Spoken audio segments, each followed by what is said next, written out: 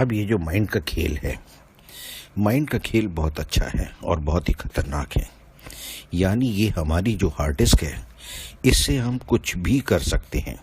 अपने माइंड से हम किसी तरह का कोई मैसेज कन्वे कर सकते हैं, यानी हम किसी को कोई संदेश भी भेज सकते हैं। ये डिपेंड करता है कि हमने कितनी पावर यानी शक्ति से उस संदेश को भेजा है। अक्सर हम लोग कहते हैं कि हमने किसी को याद कर रहे थे और अचानक उसका फ़ोन आ गया। ऐसा कैसे हुआ? यानी आप उसको बहुत ही मन से उसको याद कर रहे थे। जब ऐसा हुआ और वो आदमी का फ़ोन आ गया या वो आदमी खुद ही चला आया, तो हमने कहा भैया आपकी उम्र बहुत लंबी है, अभी हम आप ही के बारे में जिक्र कर रहे थे या बात कर रहे थे। अब ऐसा सब क्यों हुआ? क्योंकि हमने अपनी पूरी शक्ति से वो संदेशा देने की कोशिश करी थी। यहाँ पे अगर आप देखेंगे बहुत ध्यान से, तो हमने कोई जानबूझ के ऐसी हरकत नहीं करी थी, लेकिन हमने याद जो किया था उसको मन से किया था। अब यहाँ पे एक वर्ड आया, मन। ये मन क्या है? मन हमारी शक्ति है। यानी अगर किसी चीज़ को हम अपने दिमाग से प्रेषित करते हैं, भेजते हैं, तो उस तक वो संदेशा पहुंचता है। इसको हम एक एक्सपेरिमेंट के द्वारा समझ सकते हैं। आप आंख बंद करके सिर्फ किसी व्यक्ति का ध्यान करिए और उस तक आप संदेशा दीजिए कि उस व्यक्ति ने आपको फ़ोन किया है। लेट अस से हम किसी का नाम ले लेते हैं। हम कहते हैं कि संजय आप हमें फ़ोन करिए। अब मैं अपने दिमाग से लगातार ये संदेशा दे रहा हूँ, संजय फ़ोन करो, संजय फ़ोन करो, संजय फ़ोन करो। तो क्या होगा? आप यकीन मानिए संजय का फ़ोन आएगा। वहाँ संजय के साथ क्या होगा? संजय को लगेगा कि नहीं, आज कोई ज़रूरी काम है या चलो बात कर ही लेते हैं। ये सब क्यों हुआ और कैसे हुआ? ये सब तरंगों का खेल है।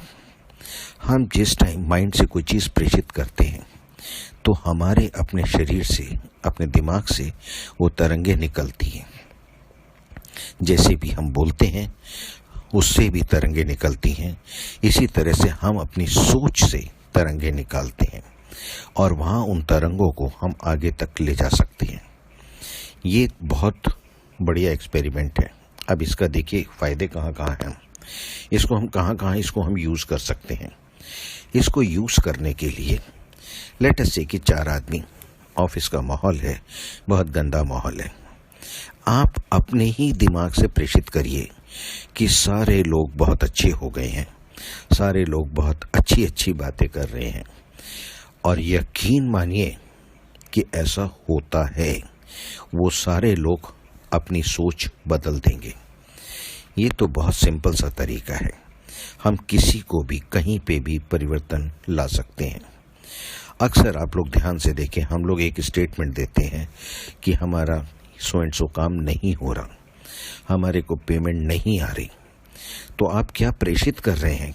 आप क्या मैसेज भेज रहे हैं, क्या संदेशा भेज रहे हैं कि काम नहीं हो रहा? तो क्या होगा? तरंगे जा रही हैं और काम को वो होने में बाधक डालेंगी। तो जैसे जैसे वो बाधक आती जाएगी, काम नहीं होगा और काम के अंदर डिले आता जाएगा। अब हम यहाँ पे परेशान हैं। हम कह रहे हैं काम नहीं हो रहा। अच्छा, किसी ने कुछ कर कुरा दिया होगा, या हमारे को ग्रहों का दोष है, या ईश्वर ने हमारी किस्मत ऐसी लिखी है, और अला बला हम 100 तरह के डायलॉग डाल देते हैं।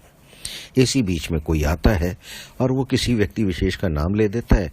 यार वो नहीं चाहता कि आपके अंदर सफलता है या आपके पास सफलता है। अब लीजिए साहब, बात का बतंगड़ बन गया और हम उस चीज़ में उलझ गए। लेकिन हमने कभी ये सोचा नहीं कि ये चीज़ हमने करी थी। अब आप यहाँ पे थोड़ा सा एक परिवर्तन करें, अपनी सोच को परिवर्तन करें और ये कहना शुरू करें कि काम हो गया है, और यकीन मानिए कि काम हो जाएगा। और जैसे ही काम होगा सारी चीज़ें धुल जाएंगी।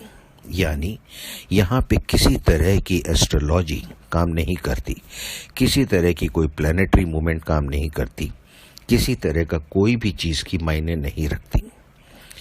हाँ, जो ग्रहों की चाल है वो हमारी सोच के हिसाब से एनवायरनमेंट को बनाती है, लेकिन उस एनवायरनमेंट के अंदर हमने अपने आप को कैसे बचाना है, ये हमारे अपने ऊपर निर्धारित होता है।